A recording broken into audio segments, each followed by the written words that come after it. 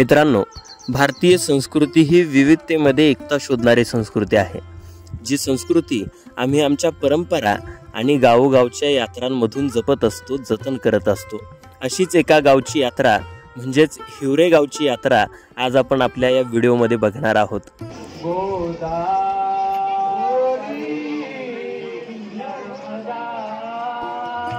मुख्य यात्रेच्या 2 दिवस अगोदरच यात्रेला सुरुवात होते।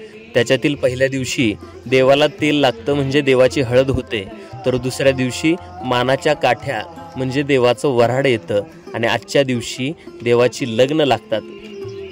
देवाची लग्न लावण्यासाठी सर्व भाविक भक्त सकाळी सूर्योदयाच्या अगोदर भैरवनाथाच्या मंदिरामध्ये जमतात।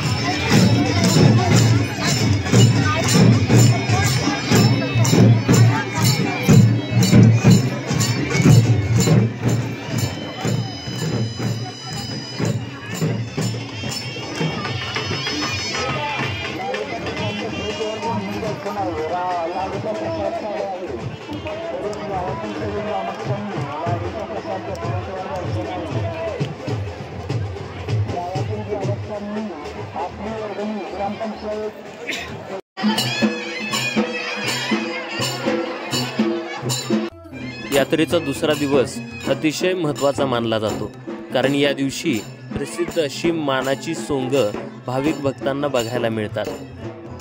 या दिवशी सकाळपासूनच महाराष्ट्राची संस्कृती जपणारं महाराष्ट्राचं प्रसिद्ध असं लोकनृत्य गजनृत्य या मंदिराच्या मंडपामध्ये सुरू असतं, तर दुसऱ्या बाजूला महिला भगिनी मंदिराला प्रदक्षिणा घालत पाण्याचा सडा टाकत असतात।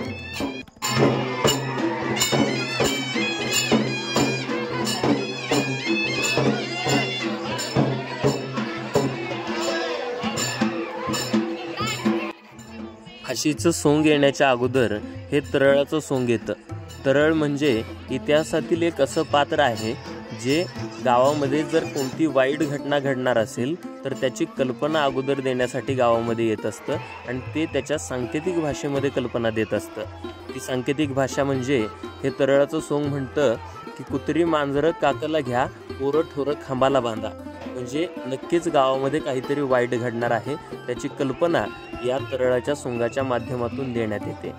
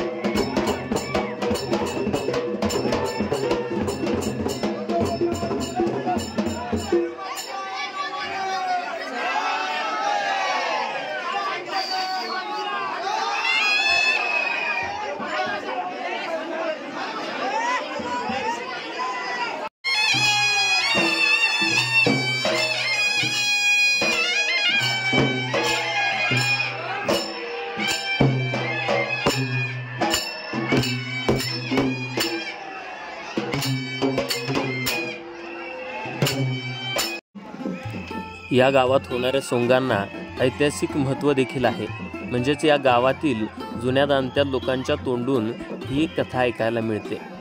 त्या अज्ञात क्रांतिकारकाचे नाव अथवा त्याच्याविषयीचे ऐतिहासिक पुरावे उपलब्ध नाहीत, पण त्याचं अस्तित्व या सोंगांच्या माध्यमातून आपल्याला जाणवते। तरळाचं सोंग ज्यावेळी जाऊन पुन्हा एकदा माघारी येतं त्यावेळी त्याच्या पाठोपाठ 2 महिला येतात। त्यांना 2 ब्रिटिश हवालदार मारत असतात।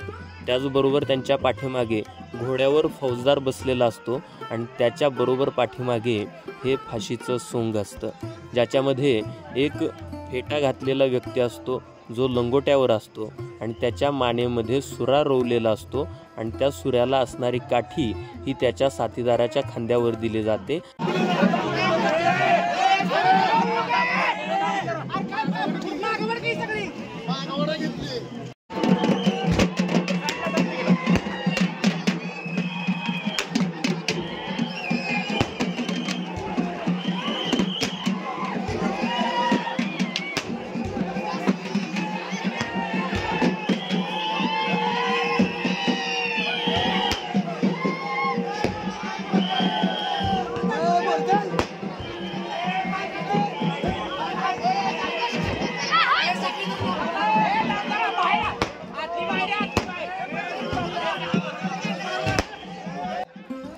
या अज्ञात क्रांतिकारकानं इतिहासामध्ये असा कोणता तरी मोठा पराक्रम करून ठेवला असणार, ज्याची आठवण म्हणून किंवा त्याची जाणीव म्हणून आज या गावातील ग्रामस्थ त्याचा इतिहास परंपरेच्या स्वरूपामध्ये जिवंत ठेवून आहेत। प्रेक्षकांना माझी मनापासूनची विनंती राहील की आयुष्यामध्ये एकदा तरी आमच्या या हिवरे गावच्या यात्रेला या, इथली संस्कृती, इथली परंपरा बघा, अनुभवा। नक्कीच तुमच्या आयुष्यातील काही निवडक क्षणांमधील हे क्षण असतील।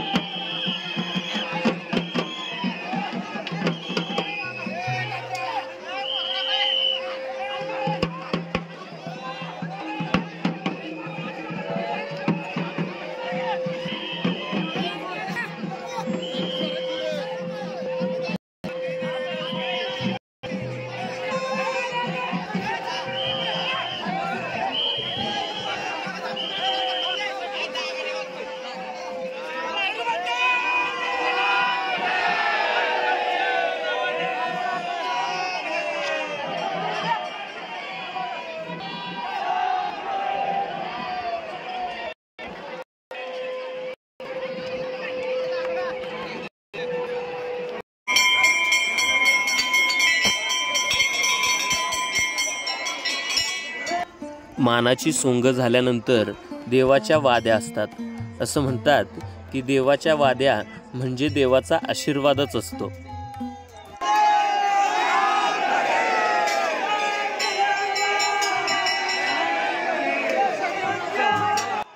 मानाची सोंग आणि देवाच्या वाद्या झाल्यानंतर दुसऱ्या दिवशी गावातून पालखी निघते, म्हणजेच भैरवनाथाचं वऱ्हाड हे माघारी जायला निघतं।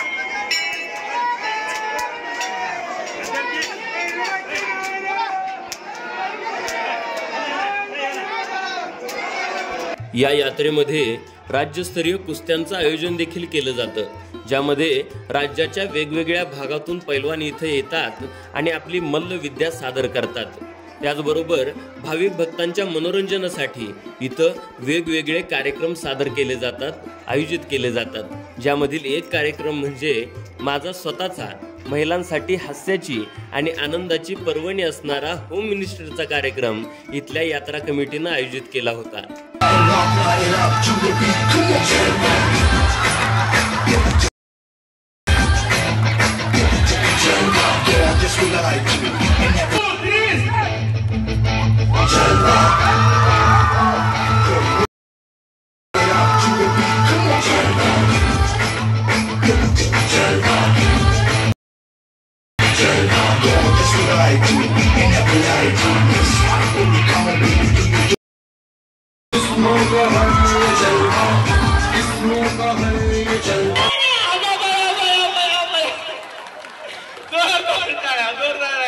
सेकंड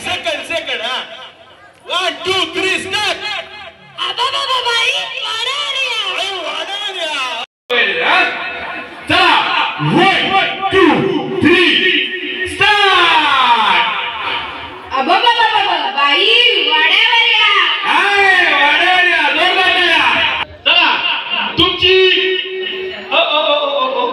वेळ सुरू झाल्यानंतर एकदा चेक करा, आणखी एकदा चेक करा. काय तुमची तिसरा भोग आलेला आहे.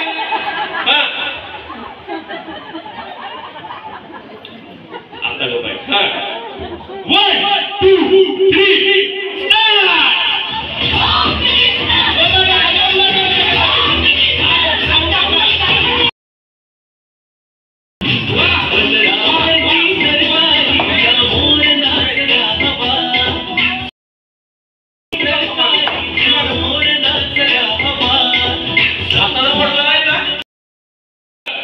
खोटं बोलायचं नाही. बरं, खरं नाही. तुमचं नाव, तुम्ही कुठं फुटलाय? तुम्ही फुटलाय नकाला फोडला का काय? तुमचं नाव सांग. फोडायला फोडलाय, चांगलं खाल्ला काय? राणी संतोष ठोंबरे. राणी संतोष ठोंबरे. तुम्ही? कावेरी विशाल धायगुडे. कावेरी विशाल धायगुडे आणि राणी संतोष ठोंबरे, तुमच्या दोघींसाठी जोरदार टाळ्या.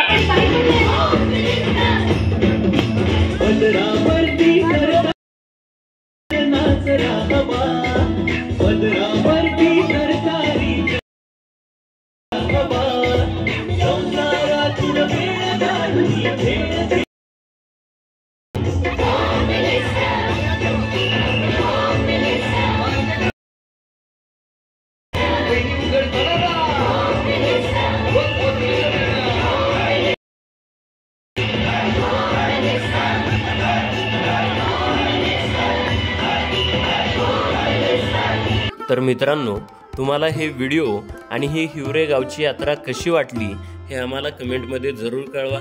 त्याचबरोबर आमच्या या व्हिडिओला लाईक करा, आपल्या मित्रांमध्ये किंवा नातेवाईकांमध्ये हे व्हिडिओ शेअर करा आणि आमच्या अनिकेत खताळ या चॅनेलला सबस्क्राईब करायला विसरू नका. धन्यवाद.